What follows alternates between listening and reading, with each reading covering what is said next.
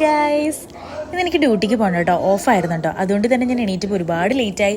പിന്നെ പെട്ടെന്ന് ചാടി എണീറ്റ് എന്തെങ്കിലുമൊക്കെ തട്ടിക്കൂട്ടി രാവിലെ ഒപ്പിക്കാമല്ലോ എന്ന് വിചാരിച്ചപ്പോഴത്തേക്കും ചേട്ടൻ്റെ മസാല ദോശ തിന്നുന്നത് ഭയങ്കര ആഗ്രഹം. പിന്നെ എന്താ ചേട്ടൻ്റെ ആഗ്രഹം എന്തെങ്കിലും സാധിച്ചു കൊടുത്തേക്കാന്ന് വിചാരിച്ച് ഞാൻ എന്ത് ചെയ്തു, പെട്ടെന്ന് തന്നെ മസാല ദോശയ്ക്ക് വേണ്ടിയിട്ടുള്ള ഉരുളക്കിഴങ്ങ് അടുപ്പത്തിച്ച് കട്ടൻ ചായക്കുള്ള വെള്ളവും വെച്ചു, മാവൊക്കെ സെറ്റാക്കി. എനിക്ക് രാവിലെ തന്നെ കട്ടൻ ചായ കുടിക്കണം നിർബന്ധമായിട്ടില്ല, എനിക്ക് ഭയങ്കര തലവേദന. നിങ്ങൾക്ക് ആർക്കെങ്കിലും ഉണ്ടോ അങ്ങനെ? എനിക്ക് ഭയങ്കര ബുദ്ധിമുട്ടായിട്ട് അന്നത്തെ ദിവസം ഭയങ്കര ബോറായി പോവും, കുടിച്ചില്ലെങ്കിൽ ഭയങ്കര തലവേദനയും കാര്യങ്ങളൊക്കെ ആയിരിക്കും കേട്ടോ. പിന്നെ പെട്ടെന്ന് എന്താ ടൈം ഇല്ലാത്തതുകൊണ്ട് ചേട്ടൻ വരുമ്പോഴത്തേക്കും ഉണ്ടാക്കി വെക്കണമല്ലോ. പിന്നെ പെട്ടെന്ന് തന്നെ മസാല ദോശയ്ക്കുള്ള എല്ലാം അരിഞ്ഞു വെച്ച് ശരിയാക്കി ദോശയും ചുട്ടു എല്ലാം സെറ്റാക്കി എടുത്തു ഗൈസ്. പിന്നെ വീഡിയോയിൽ കാണുന്നത് പോലെ അത്രയും വലിയ പെർഫെക്റ്റ് ആയിട്ടൊന്നും വന്നിട്ടില്ല, ഹോട്ടലിൽ നിന്ന് വാങ്ങിക്കുന്നത് പോലെ വന്നിട്ടില്ല. എന്നെക്കൊണ്ട് പറ്റാവുന്ന രീതിയിൽ ഞാൻ തട്ടിക്കൂട്ടി ഒരു മസാല ദോശ ഉണ്ടാക്കി, ബീഫ് കറിയും വെച്ചിട്ടുണ്ടായിരുന്നു. പക്ഷേ അതിൻ്റെ വീഡിയോ ഒന്നും എടുക്കാൻ പറ്റിയില്ല ഗൈസ്, പെട്ടെന്നായിരുന്നു. പുള്ളിക്കാരൻ വന്നിട്ട് കണ്ടില്ല കേട്ടോ ഞാനിതുപോലെ വീഡിയോ ഓൺ ചെയ്ത് വെച്ചിരിക്കുന്നത്.